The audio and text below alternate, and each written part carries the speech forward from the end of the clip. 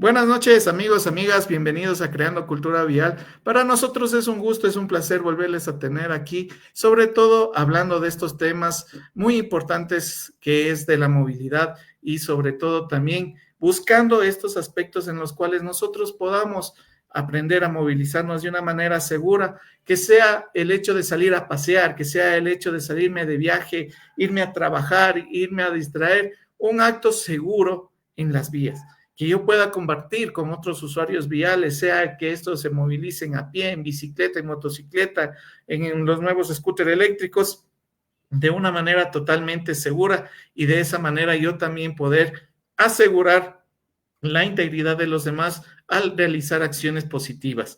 Estamos en este programa hablando sobre un tema bastante controversial en cuanto a la movilidad, un tema que lamentablemente ha entorpecido y ha evitado el buen desenvolvimiento de las ciudades, el buen desenvolvimiento de los países en cuanto a movilidad.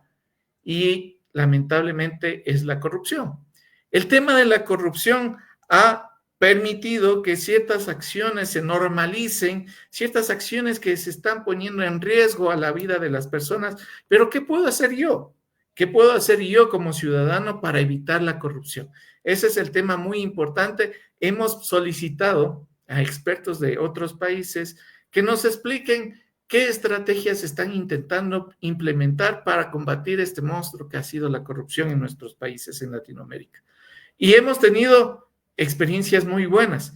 En Ecuador recordemos que la conclusión fue que realizar esta socialización de las leyes, realizar este aprendizaje sobre lo que yo tengo que hacer para poder movilizarme bien, el realizar el conocimiento adecuado de cómo me puedo movilizar, evita la corrupción, porque al yo saber qué es lo que tengo que hacer, qué es lo que yo no tengo que hacer, cómo yo me tengo que movilizar en las vías, va a promover el hecho de que yo lo haga de una manera segura. Y si alguien en un momento de yo estarme movilizando me encuentro con una persona que está queriendo actuar fuera de la ley, voy a poder darme cuenta porque yo ya sé lo que tengo que hacer.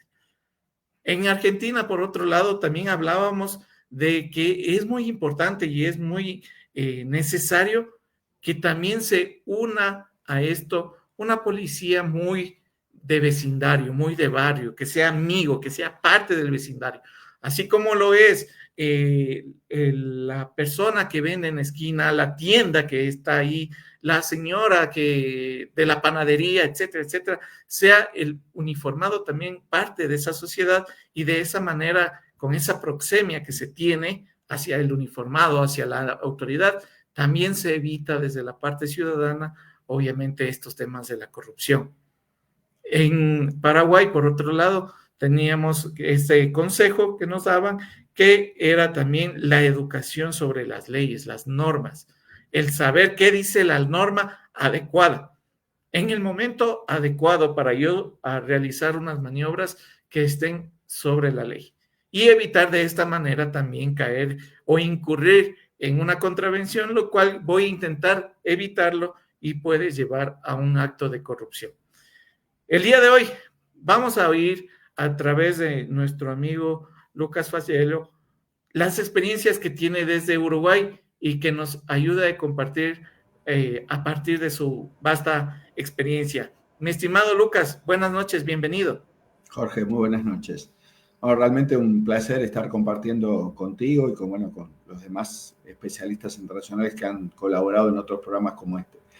Mira, Uruguay en este sentido de la corrupción quizás pasó por distintas etapas que creo que fueron evolucionando con lo que fue las distintas normas nacionales de tránsito, que un poco resume quizás estas experiencias que vos me contabas, tanto de Ecuador, de Argentina o de Paraguay, que es como que si el público usuario no conoce la normativa, ya sea porque cuando dio el examen para obtener su permiso de conducción era un examen que no le exigía mucho, en donde realmente simplemente tomar el volante, hacer embrague, acelerador, el freno y ya está. Después, bueno, ¿qué hago frente a un redondel? ¿Qué hago frente a un cartel de stop? ¿Qué hago a un cartel de pare? ¿Qué hago frente si tengo que girar y la otra persona va a girar? O sea, había un montón de dudas porque la normativa no era muy clara, entonces eso daba pie a que quizás un oficial del orden te venga, te aplique una infracción y en definitiva tú dices, bueno, pero ¿por qué me la está aplicando si en definitiva esa norma yo no la conozco? Entonces, creo que eso que quizás era bastante común de cada 70 a los 80, a partir de los 90, empezó una campaña muy fuerte, bueno, con normas de tránsito más claras, más entendibles y sobre todo con la formación del personal de control, que eso siempre ayuda, que ese personal de control viendo la realidad latinoamericana, policías nacionales de tránsito, Policía Federal de Tránsito, o sea, hay un montón de realidades diferentes. Bueno, acá en Uruguay básicamente son, por suerte, solo dos cuerpos. Hay un cuerpo que sería solo de carreteras, que se denomina Policía Caminera, que controla solo lo que serían las rutas, las carreteras importantes que unen ciudad y ciudad, y después hay cuerpos municipales o de intendencia, como se le llama aquí, que son los inspectores de tránsito. Entonces, a partir de la década del 90 se apostó mucho a la capacitación de esos cuerpos, entonces cumplen un poco ese rol que tú decías de Argentina, esa policía local de proximidad que además de, obviamente, detectar esa infracción, actuar en consecuencia con las 3 o 4 niveles, simplemente deteniéndote y explicando la infracción que estás cometiendo y quizás tu castigo es ese, una reprimenda oral solamente.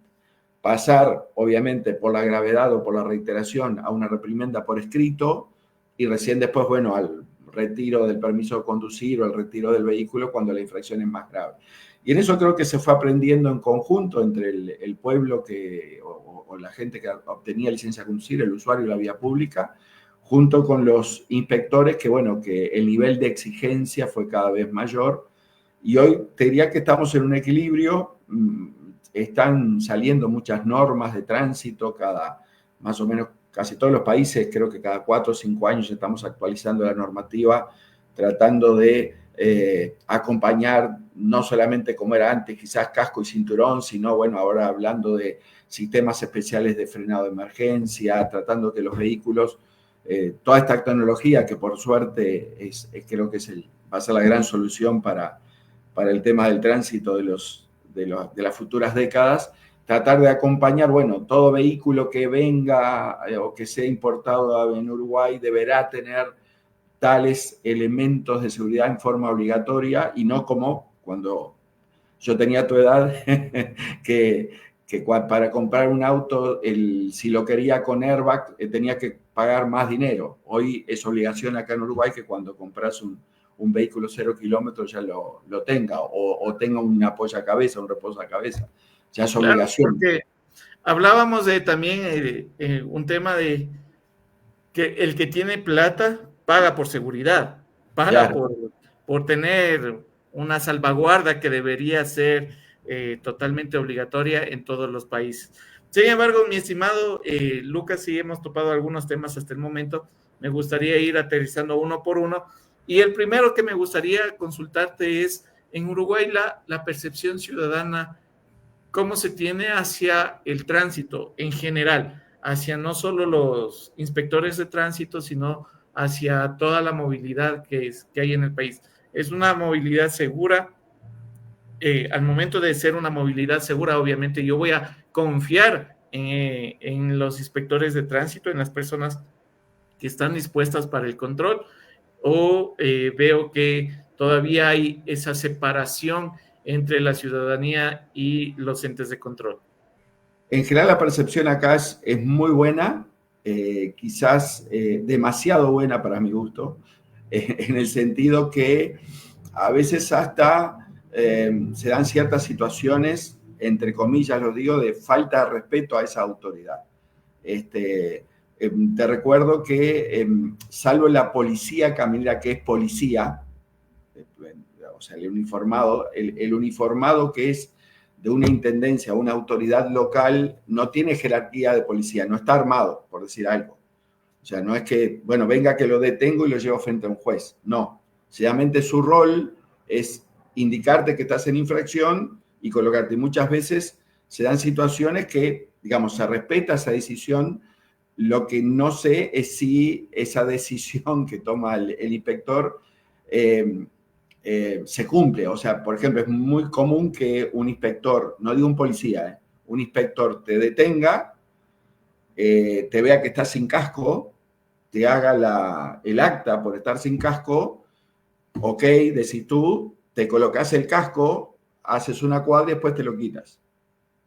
O sea, por eso te decía, hay respeto en el sentido de obedecerlo, no hay la corrupción entendida de que, bueno, le doy un dinero por abajo para no cumplir la norma, pero no es cierto de que lo que hay, yo creo, en Uruguay es una baja percepción del riesgo del tránsito. No con respecto al inspector, se entiende lo que estoy diciendo, ¿no? O sea, la percepción es del riesgo, como que el casco lo uso porque el inspector me está controlando, pero no es importante para mí. Más no hay esa reflexión de fondo que debería existir en cuanto a si yo no me pongo el casco que me están solicitando los inspectores de tránsito, puedo sufrir un siniestro de tránsito y al no tener el casco puedo sufrir una lesión grave. Sino más bien es, o sea, le veo en la esquina, me pongo el casco, pasé de su punto de control, me saco el casco. Exactamente, o sea, por eso te digo, a ver, si lo vemos con tu pregunta básica, ¿no? Tu pregunta cruda, ¿hay respeto al inspector? Sí, lo estás respetando, porque cuando lo ves, cambias la conducta. Pero lo que, insisto, creo que pasa todavía acá es que, ojo, la tarea de ese señor es salvarte la vida, entre comillas, no solo detectar la infracción. O sea, el casco es importante para ti. Para el señor, en definitiva, es detectar una infracción de tránsito. Pero para ti el casco es importante. Creo que no sé, te contesté la pregunta, pero a su vez te dejo una reflexión. O sea, hay una baja percepción del riesgo, pero sí hay respeto y no hay, digamos, en líneas generales, obviamente depende de caso a caso, pero en líneas generales no hay una percepción de corrupción de los cuerpos de control en Uruguay.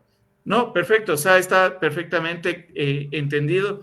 Sin embargo, me genera más dudas, ¿no? Porque claro, en cierta manera, en un poco la experiencia, Ecuador, Argentina, Paraguay, había esta resistencia hacia el control, había esta animadversión ante el control, porque decían, o sea, ¿pero por qué?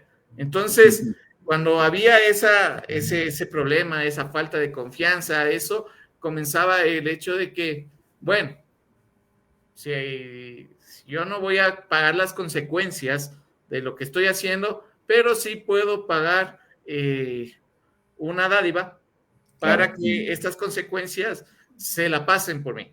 Y lo que hablábamos del sistema de seguridad, el que tiene plata para tener seguridad, pues se tenía seguridad. Ahora, el que tiene dinero, obviamente, para evitar una multa, pues me la paso la multa. O sea, no pasa nada. Y ese sentido de impunidad, obviamente, se veía reflejado en más actos irresponsables. Ahora, totalmente, lo paradójico es que tenemos esa confianza en los entes de control, pero sigue pasando lo mismo de el sentimiento de inseguridad, o mejor dicho, el exceso de confianza de que no va a pasar nada y que si evito la sanción, pues simple y sencillamente es suficiente, pero no me importa el hecho de mi seguridad como persona. Claro, es esa baja percepción del riesgo al que te somete el tránsito. O sea, eso quizás en Uruguay también es cierto que hay, digamos, a diferencia quizás de tu país o bueno, de muchos países en los distintos viajes que he hecho por América Latina, hay muchas campañas de seguridad vial, buenas, malas, regulares, no voy a entrar en polémica. apuntando a mostrar sangre, apuntando simplemente a un payaso que canta y te dice ponte el cinturón, no importa, pero hay muchas. En Uruguay no hay tantas. O sea, sí, obviamente somos consumidores de redes sociales y vemos campañas en otras partes, pero en Uruguay, salvo en temas puntuales, en lo que sería la Semana Santa, digamos, semana de vacaciones, o quizás una fiesta muy importante en Uruguay que cuando es el 25 de agosto, que es donde todos salimos de juerga a la noche, ahí son lugares, o sea, momentos puntuales en donde sí se hacen campañas de alcohol o de otras, pero no campañas como he visto en tu país o en otras partes, insisto, no estoy diciendo si son buenas, malas o regulares, pero se hacen campañas en las distintas comisiones, en Guayaquil, un montón de lados que hacen campañas con respecto a determinados temas. Acá no es como, sí hay programas en redes sociales, pero, insisto, campañas nacionales, así de esas de impacto, no hay tantas, y eso ha hecho que, insisto, por ejemplo, acá en Uruguay todavía hay lugares en donde el casco que se utiliza no es un casco homologado o certificado. O sea, es un poco lo que te decía, es un casco para que ese inspector, que es un amigo, no te pare porque tenés algo en la cabeza. Pero no es un casco certificado de los que ante un determinado impacto pueda salvarte la vida. ¿Se entiende esto, no? Sí.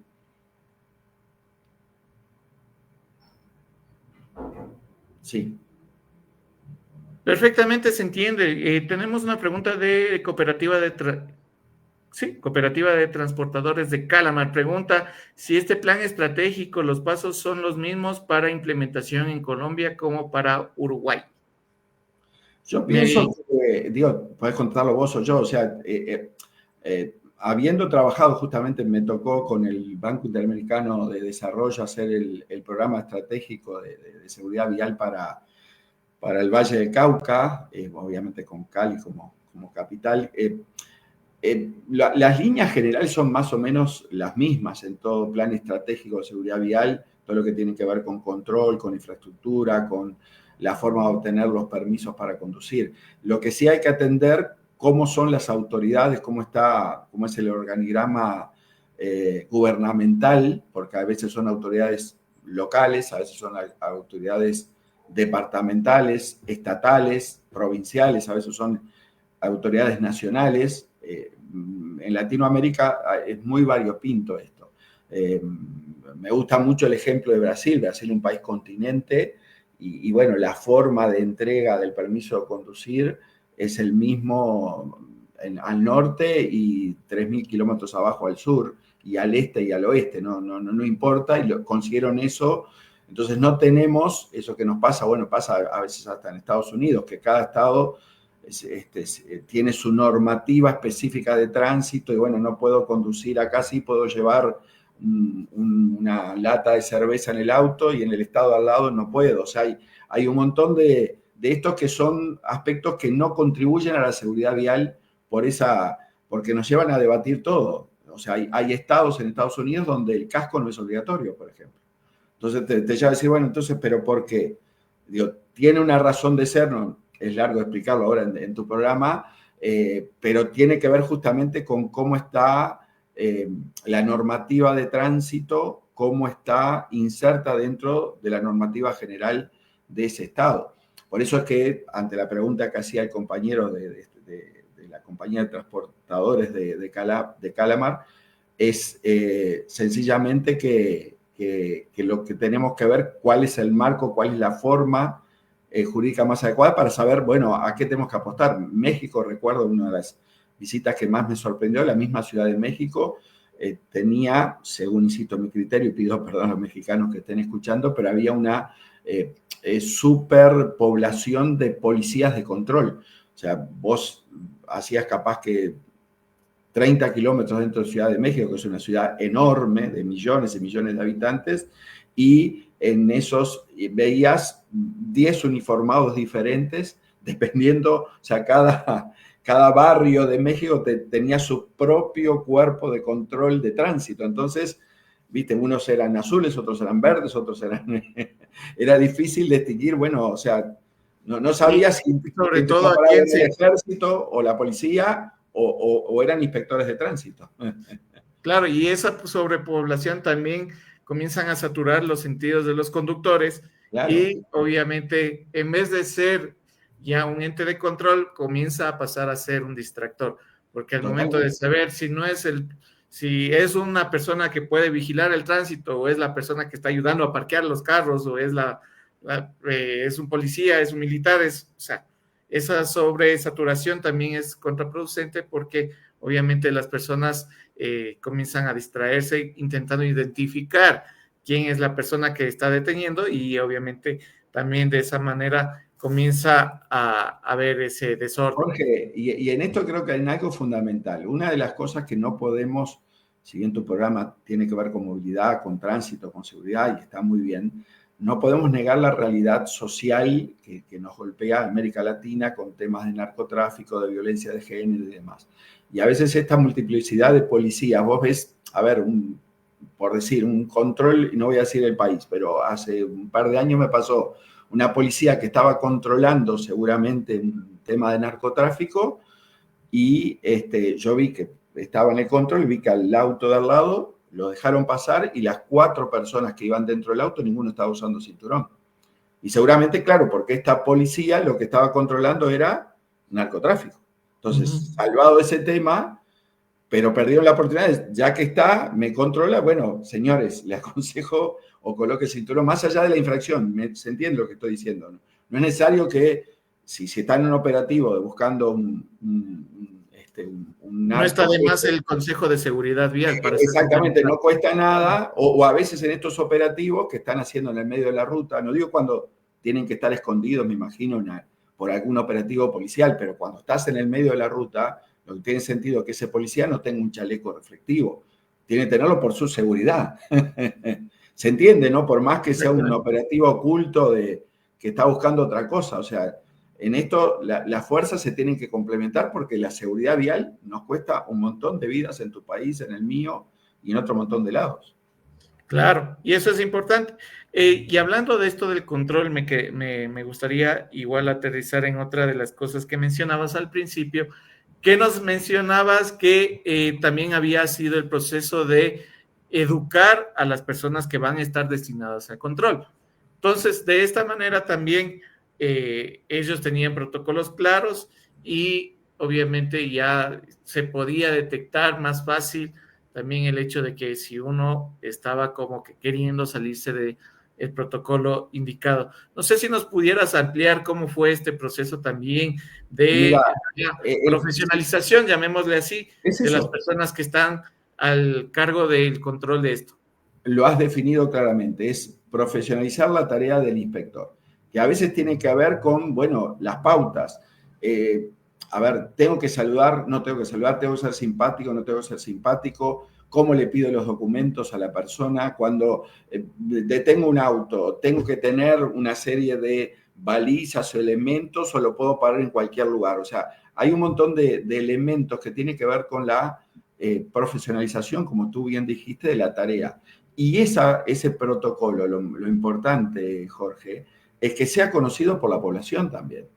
O sea, no solamente es una obligación de la gente del orden que tenga que aprobar estos cursos, un proceso que se llevó en la década del 90, del 2000 y continúa. Bueno, en poco yo me dedico a eso, soy asesor de varios gobiernos de aquí y lo que hacemos justamente es capacitar a cuerpos de control. Es eso, cómo te paras, cuál es la señal que tenés que darle a una persona para detener un vehículo, cuándo realmente hacer esa detención, dónde te tienes que parar cuando estás hablando con el conductor, delante, detrás, de este lado de la puerta, del otro lado de la puerta, cuando tomás el documento, hay un truco, no nos viene ahora, pero cómo se toma ese documento, si la información viene en el móvil, la aceptas, no la aceptas, aceptas una fotocopia, no la aceptas, todo eso tenerlo protocolizado, cursos para los inspectores, la policía, y sobre todo que la población también sepa de ese protocolo.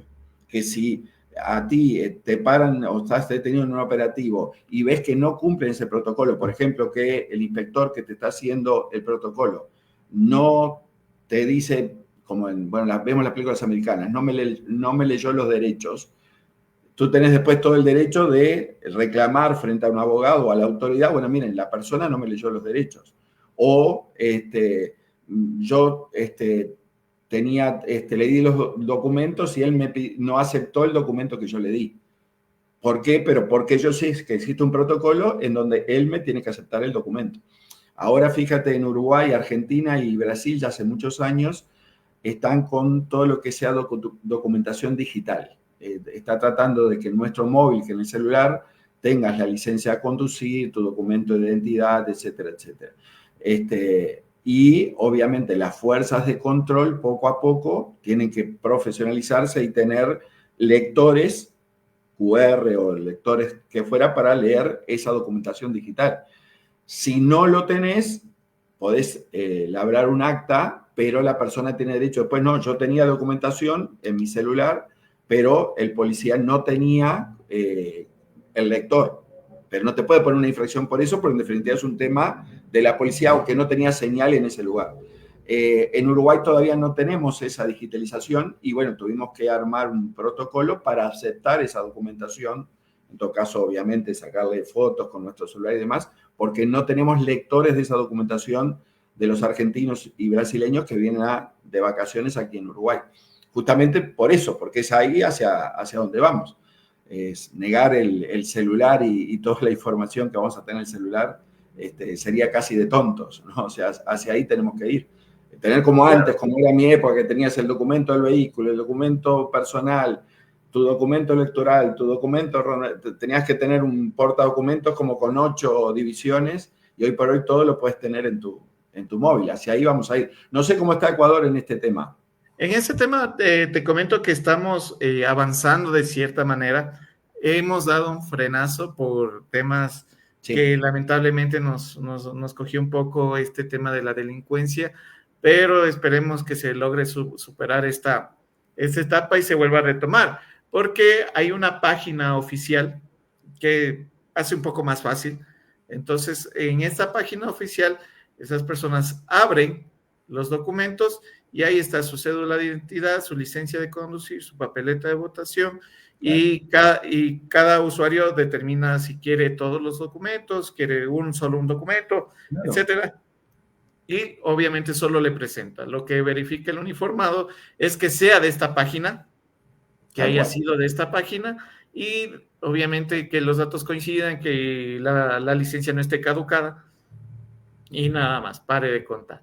De esa manera se facilita mucho. Sin embargo, nos tocó dar un freno porque obviamente el tema del celular se comenzó a hacer un dulce para los delincuentes y pues se estancó un poco. Pero esperemos que subsanemos este tema un poco delincuencial, esta parte un poquito oscura que estamos atravesando un poco el Ecuador, y retomemos este paso hacia la tecnología. Con eso ya no hay ningún pierde, no hay nada. La persona obviamente solo necesita presentar el celular. Ya no hay lo que se llamaba aquí el sanduchito, que entre la licencia y la matrícula iba el billetito. Entonces, de esa manera cogía el otro, revisaba, decía todo está en orden y ya regresaba sin el billete. Entonces, de esa manera también se evita un poco este contacto, por así decirlo. Otra manera... O esa infracción que yo siempre consideré casi ridícula, con el ritmo loco que muchas veces tenemos o en algún momento de nuestra vida, que salimos de nuestra casa porque pasó algo, estoy llegando tarde al trabajo, siempre tratando de respetar los límites de velocidad, y nos olvidamos de uno de esos famosos documentos en nuestra casa. Y bueno, acá había una infracción que no recuerdo, eran, no sé si 50 o 100 dólares, que era por no portar el documento. Pero si yo lo tengo, el tema es que lo tuve que dejar y era un espacio que ocupaba, si la billetera te quedaba re gorda justamente por todos los documentos que tenías que llevar.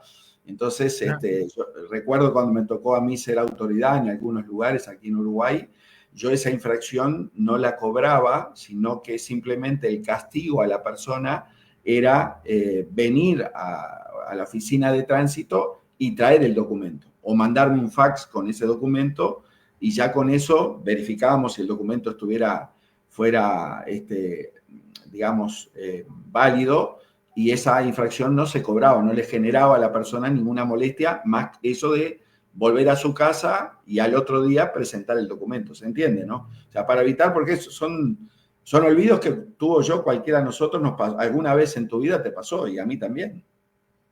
Claro, y obviamente el hecho es que tengo el documento, o sea, no es que no Sí, tengo el claro. documento, no lo tengo encima, es diferente, pero sí lo tengo. Entonces, pues lamentablemente hay ciertas cosas que ya se deberían ir actualizando conforme va avanzando la Totalmente, tecnología, sobre totalmente. todo este tema también de captar las infracciones por medios tecnológicos. O Y sea, en eso te quería ya es decir que, absurdo tener claro, un uniformado parado en una esquina, claro. en una intersección semaforizada, viendo que los vehículos no se pasen o no contravengan, cuando pudiera estar tranquilamente una cámara de fotomultas que obviamente a lo que pase por ahí vaya Claro. sancionando y se evita este contacto con las personas y con Y eso también. Jorge, a los amigos uniformados que nos estén mirando, que no se sientan mal, que no van a perder el trabajo, simplemente van a hacer un trabajo mucho más inteligente. O sea, en el último viaje que hice a Europa, estuve visitando Francia, Italia, España, me acuerdo de 3 o 4 lugares, Niza particularmente, un lugar que lo había visitado hace unos 10 años y había muchos uniformados después de aquel atentado, no sé si recuerdas que hubo en la costanera de Niza, un lugar con mucha inmigración, bueno, con problemas como tenemos, diferentes problemas quizás a los nuestros, pero todos tienen problemas y bueno, había mucha policía. Y ahora me extrañaba de no haber casi, en las 2 semanas que estuve, creo que vi 2 uniformados. Y claro, empecé a mirar y todas las zonas vigiladas con múltiples cámaras de todo tipo, cámaras domo, cámaras cenitales, cámaras en edificios en altura, y recuerdo haber visto un par de accidentes y a los 5 minutos de ese accidente, 20 uniformados alrededor de ese accidente. Significa que justamente hay un sistema de monitoreo y los uniformados actúan cuando tienen que actuar. O sea, Claro, eso lo se hace mucho evita el más estar, inteligente el operativo. claro, se evita estar en momentos innecesarios cuando el tráfico puede fluir sin necesidad de que esté ahí parado un uniformado. Y de esa manera también, vuelvo y repito, se evita esta interacción Claro. humana, por así decirlo, donde puede haber este tema de la corrupción. Y le También das la prueba además a la persona, mire, acá está la filmación, acá vemos lo que usted hizo, o sea, después usted tendrá los descargos, usted se pasó este semáforo en rojo por tal razón, porque su señora estaba dando a luz en ese momento, bueno, traiga toda la documentación y veremos esos descargos en qué terminan, pero la prueba la tenés ahí. claro, ya no hay duda, no hay eso Claro, de que van a los juzgados con eso de créanme. O sea, aquí créame a se da mí, sí, bastante de que claro, la evidencia, a veces, cómo se detecta un vehículo que se pasó en rojo, si está claro, uniformado, hasta que saque claro, la cámara, tome la verdad, foto, claro, ya pasó de la intersección, o toma la foto y detiene el vehículo. totalmente. O sea, Bueno, obviamente, eso. Por eso hay que confiar en esa tecnología, ya no va a haber pruebas, sonría, la cámara lo está filmando, como aparece en algunos carteles. Y en eso también creo un punto interesante, que es enaltecer la figura del funcionario público. El hecho de que cuando un ciudadano, tú, cualquiera, o en mi caso, viene un agente, un policía y nos dice usted cometió una infracción, perfecto, bueno, ahí entra todo el tema del reclamo, los descargos y lo que fuera.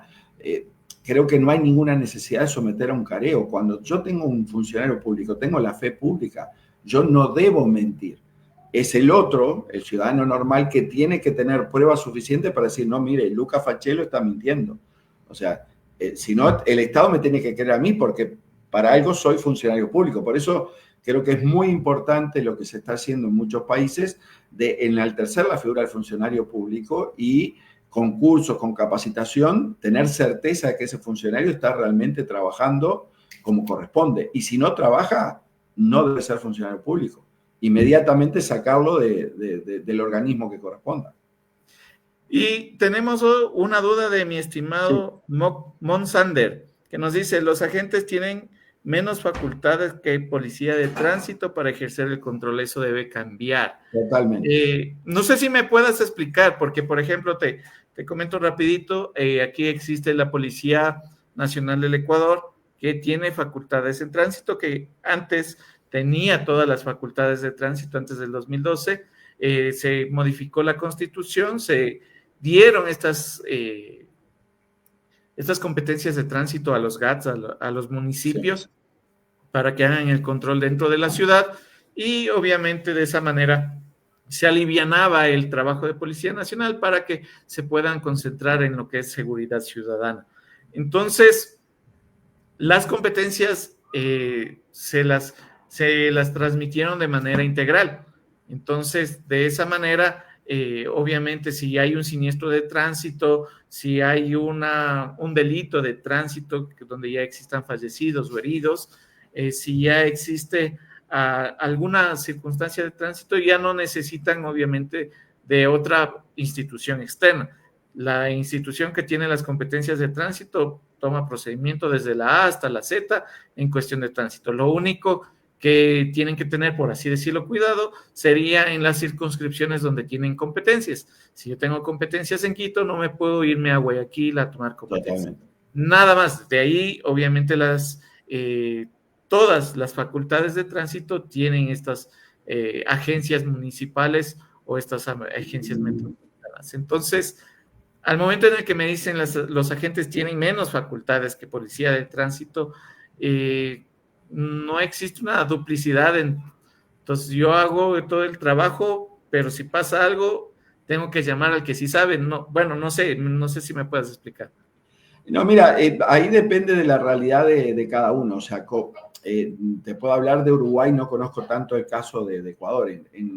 Acá claramente hubo hace ya muchos años, por un tema de esto, temas de estupefacientes, temas de violencia de género y demás, la policía dejó de atender casi el tema tránsito, salvo en las carreteras. Entonces, en lo que son las ciudades, la policía prácticamente de tránsito actúa cuando, viene el presidente de la República y hay que hacerle una escolta, o cuando hay un accidente de tránsito y, ayudan un poco a lo que es la evacuación de la zona o lo que es la canalización del tránsito en la zona. Pero normalmente son los inspectores de tránsito, que serían estos agentes que tú mencionas, que hacen toda la tarea. El tema es que son entes totalmente diferentes. En Uruguay yo eso considero que no es bueno. Lo ideal sería que la policía, si es que tenía los problemas, porque ahora tenemos más problemas con narcotráfico, tenemos problemas de violencia ciudadana, tenemos problemas de violencia de género, etcétera, y eso exige más policías en el control. Tomar más policías y generar dentro de esa policía una policía especializada en tránsito. Yo creo que es un rol que la Policía Nacional no debe delegar, por eso pero estoy hablando de Uruguay, porque quizás, la opinión que dio esta persona tiene que ver con eso, que capaz que ella siente que los agentes no tienen, insisto, estoy suponiendo, no tienen la suficiente capacitación y más, pero si por ley, según lo que tú dices, le delegaron todo, entonces es lo mismo que sea una policía o sea un agente. Quizás es un tema de capacitación de esos agentes, lo que hablamos hoy, de que realmente actúen y tengan la formación adecuada para hacerlo. O sea, pasa con los carabineros en Chile o pasa con la Guardia Civil en España. Lo que sí es cierto que la figura municipal o la figura de agentes municipales a veces es buena para lo que tiene que ver con ciertos controles no tan relevantes a la seguridad vial, si me permitís explicar. Puede ser, por ejemplo, el tema de control de estacionamiento. Puede ser, por ejemplo, un control de un determinado evento, una manifestación popular y hay que cerrar una calle, entonces tenés que poner a un par de agentes cerrando esa calle. O sea, no estoy hablando de control de semáforo, de control de velocidad, estoy hablando de funciones que tienen que ver con tránsito, pero que no. Permitime un segundito, por favor, que tengo un problemita. Ahí está. Bien, nomás, con toda confianza. Como nos mencionaba mi estimado Lucas, las competencias de tránsito van a ser muy determinantes en cuanto a qué puedo hacer, qué tengo que hacer y obviamente cómo puedo Disculpe. servir. Recordemos que estas entidades están para el servicio de las personas y obviamente el servicio de las necesidades de cada comunidad. Por eso, como mencionaba inclusive desde un inicio, mi estimado Lucas, no se puede implementar un plan que sí funcionó en una ciudad de un país determinado en otra ciudad, porque ya inclusive entre ciudad y ciudad las realidades cambian. Por ejemplo, aquí en el Ecuador tenemos realidades muy variadas. Las realidades de la costa ecuatoriana no se parecen, no se asemejan a las realidades viales de la sierra ecuatoriana y a su vez ninguna de estas dos se parece a las necesidades de la Amazonía ecuatoriana, sin contar a la parte insular, que también tiene sus propias necesidades, tiene sus propias normativas, tiene sus propias restricciones, porque obviamente Galápagos es una área protegida inclusive por la UNESCO que tiene esta virtud y esta necesidad de movilidad especial.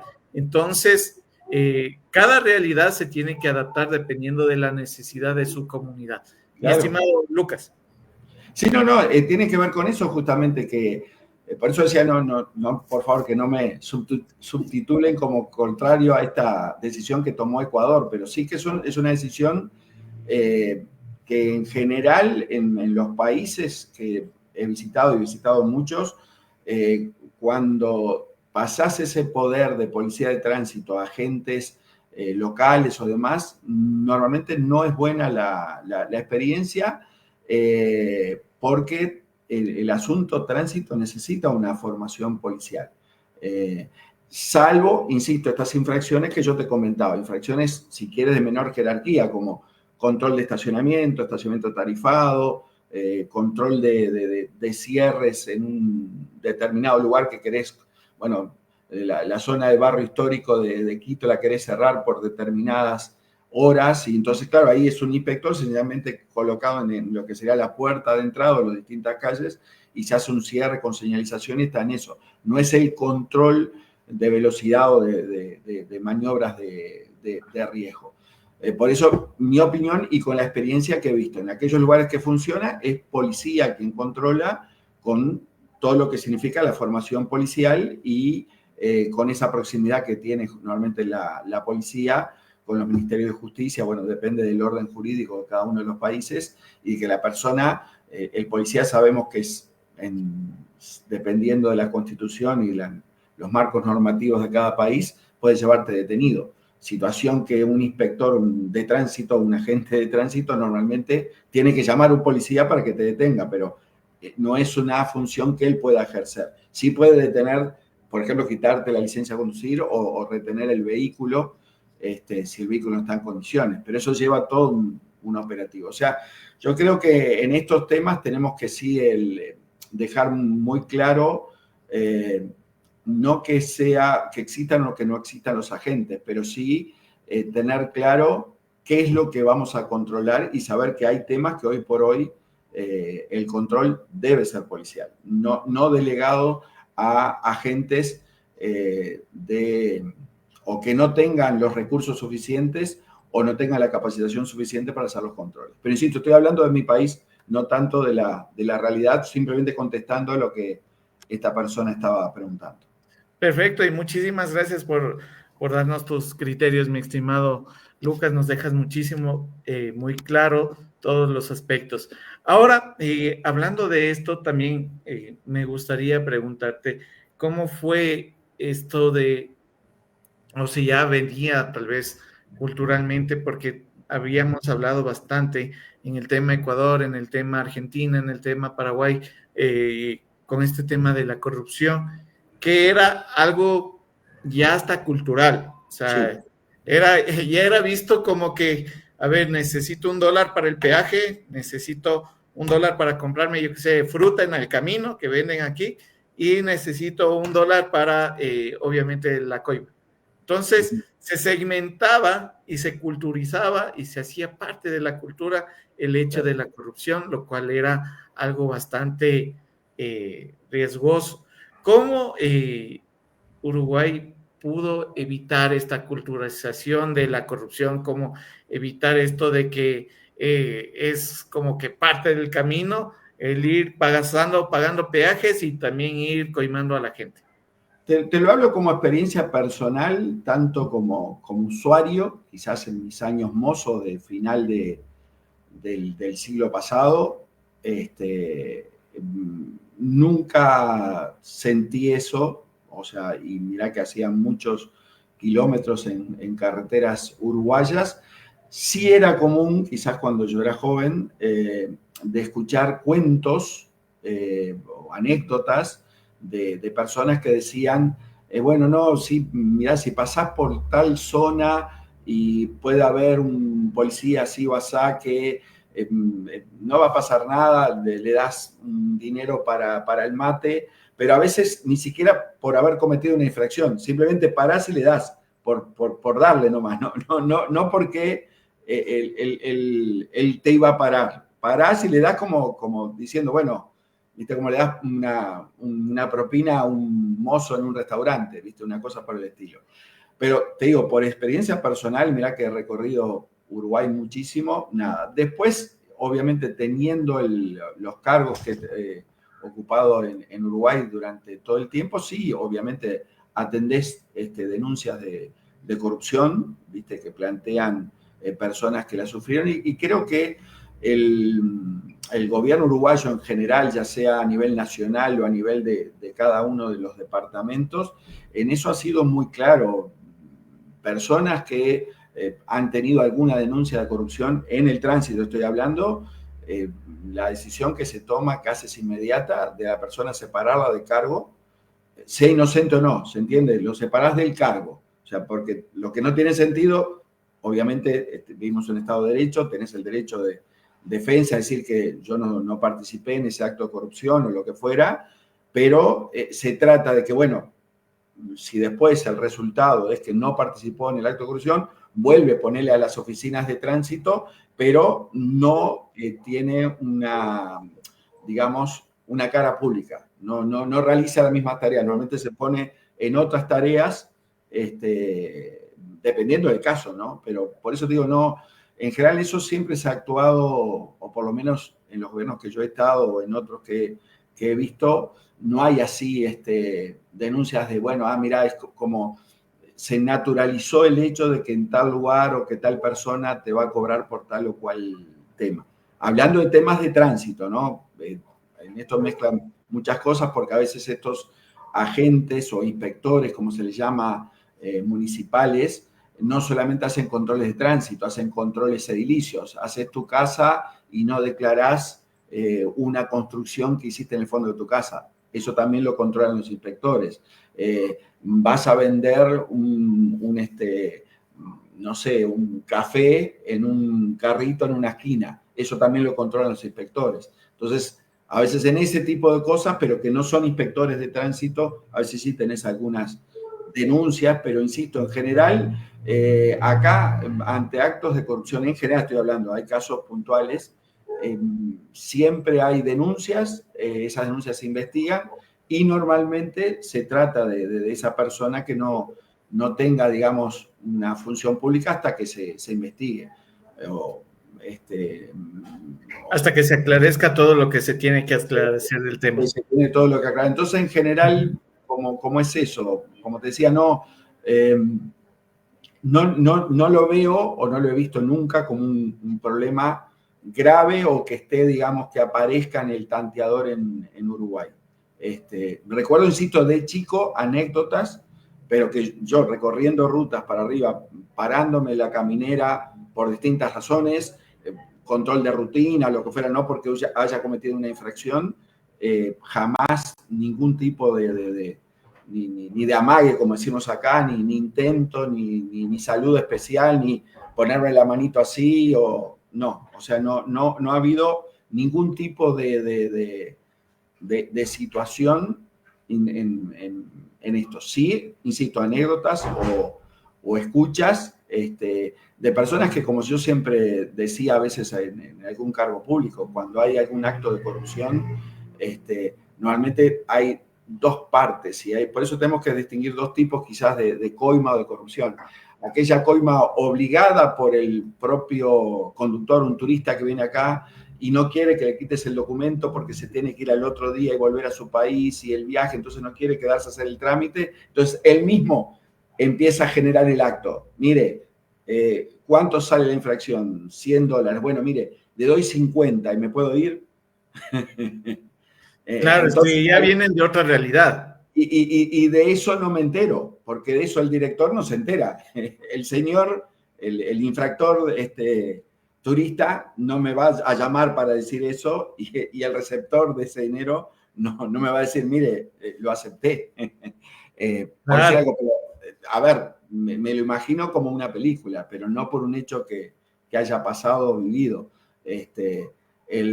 Lo que sí siempre se habló y en la capacitación que yo mismo he dado en muchos inspectores acá en Uruguay, que es muy importante el tema del ejemplo. ¿En qué sentido? Uruguay es un país que no es muy grande, no digo que nos conozcamos todos, pero seguimos siendo hace muchísimos años 3 millones y un poquito más.